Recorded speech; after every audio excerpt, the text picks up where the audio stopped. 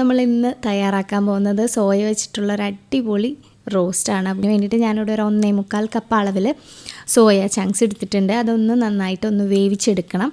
അതിന് വേണ്ടിയിട്ട് ഒരു 2-3 കപ്പ് വെള്ളം വയ്ക്കുക. വെള്ളം ഒന്ന് നന്നായിട്ട് തിളക്കാനുള്ള സമയം വരെ ഒന്ന് വെയിറ്റ് ചെയ്യുക. അപ്പോൾ തിളപ്പിക്കുന്നതിൻ്റെ ഒപ്പം തന്നെ ആവശ്യത്തിലേക്ക് ഉപ്പും കൂടെ ചേർത്ത് വെച്ചിട്ട് സോയയും കൂടി ഇട്ട് നന്നായിട്ട് തിളച്ച് കഴിഞ്ഞിട്ട് ഒരു 5-6 മിനിറ്റ് നന്നായിട്ട് അതിലിട്ട് തിളപ്പിക്കുക. അപ്പോൾ നല്ല സോഫ്റ്റായിട്ട് നന്നായിട്ട് വെന്ത് കിട്ടും.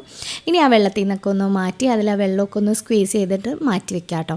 അപ്പോൾ ഇതിലേക്ക് ഗ്രേവി റെഡിയാക്കാൻ വേണ്ടിയിട്ട് ഗ്രാമ്പൂ, ഏലക്ക, അതുപോലെ കറുവപ്പട്ട, പിന്നെ ഒരു 1.5 ടീസ്പൂൺ അളവിൽ കുരുമുളക് എടുത്തിട്ടുണ്ട്. പിന്നെ അതിലേക്ക് ഒരു 1/2 ടീസ്പൂൺ അളവിൽ നല്ല ജീരകം ചേർക്കുന്നുണ്ട്. 1 ടീസ്പൂൺ അളവിൽ പെരുംജീരകവും കൂടെ ചേർക്കുന്നുണ്ട്. പിന്നെ ഞാനിതിലേക്ക് ഒരു 3-4 വറ്റൽമുളക്. അപ്പോൾ മസാലകളൊക്കെ ഒന്ന് നന്നായിട്ട് ചൂട് പിടിച്ച് വരുന്ന സമയത്ത് നമുക്കിതിലേക്ക് ഒരു 2 ടേബിൾ സ്പൂൺ അളവിൽ തേങ്ങ ചിരകിയത് അല്ലെങ്കിൽ തേങ്ങാക്കൊത്തിട്ട് കൊടുത്താലും മതിയാകും. കൂടെ കുറച്ച് കറിവേപ്പിലയും കൂടി നന്നായിട്ടൊന്ന് അപ്പോൾ അതൊന്ന് വറുത്ത് മാറ്റി വെക്കുക. അത് കഴിഞ്ഞ് നമുക്കൊന്ന് ക്രഷ് ചെയ്തെടുക്കാനുള്ളതാണ്.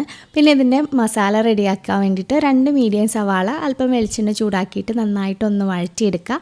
സവാള ഒന്ന് വാടി വരുന്ന സമയത്ത് 1-2 പച്ചമുളകും 1 ടേബിൾ സ്പൂൺ അളവിൽ ഇഞ്ചി വെളുത്തുള്ളി നന്നായിട്ട് ചതച്ചതും കൂടെ ചേർത്തിട്ട് നന്നായിട്ടൊന്ന് വഴറ്റിയെടുക്കുക.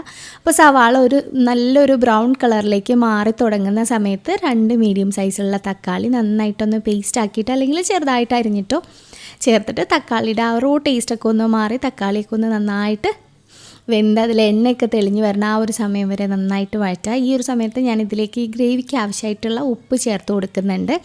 ഉപ്പും കൂടി ഇട്ടിട്ട് നന്നായിട്ടൊന്ന് മിക്സ് ചെയ്യുക. ഇനി തക്കാളിയൊക്കെ ഒന്ന് നന്നായിട്ട് വഴണ്ട് വരട്ടെ കേട്ടോ. ആ ഒരു സമയം കൊണ്ട് നമ്മൾ നേരത്തെ ആ ഒരു വറുത്ത് വെച്ചിട്ടുള്ള തേങ്ങയൊക്കെ ഒന്ന് ക്രഷ് ചെയ്തെടുക്കണം. സവാളയൊക്കെ ഒന്ന് റെഡിയായി വന്നപ്പോൾ 1/4 ടീസ്പൂൺ അളവിൽ മഞ്ഞൾപ്പൊടി, 1.5 ടീസ്പൂൺ അളവിൽ കാശ്മീരി ചില്ലി ഇട്ട് കൊടുത്തിട്ടുണ്ട്. അതും കൂടി ഇട്ട് നന്നായിട്ട് മിക്സ് ചെയ്തതിന് ശേഷം ആ തേങ്ങയുടെ മിക്സ് കൂടെ ഇതിലേക്ക് ചേർത്തിട്ട് നന്നായിട്ടൊന്ന് മിക്സ് ചെയ്യുക. അപ്പോൾ അതിൻ്റെ ആ ഒരു നന്നായിട്ട് മുരിഞ്ഞ് വരുന്ന ആ ഒരു സമയത്ത് കുറച്ച് ചൂടുവെള്ളം കൂടി ഒഴിച്ചിട്ട് നല്ലൊരു തിക്കായിട്ടുള്ള ഗ്രേവി ആക്കുക. അപ്പോൾ വെള്ളം ഒഴിക്കുമ്പോൾ എപ്പോഴും തണുത്ത വെള്ളം ഒഴിക്കരുത്, നല്ല ചൂടുള്ള വെള്ളം ഒഴിക്കുക കേട്ടോ. സോയ ചങ്ക്സ് നന്നായിട്ടൊന്ന് മിക്സ് ചെയ്യുക.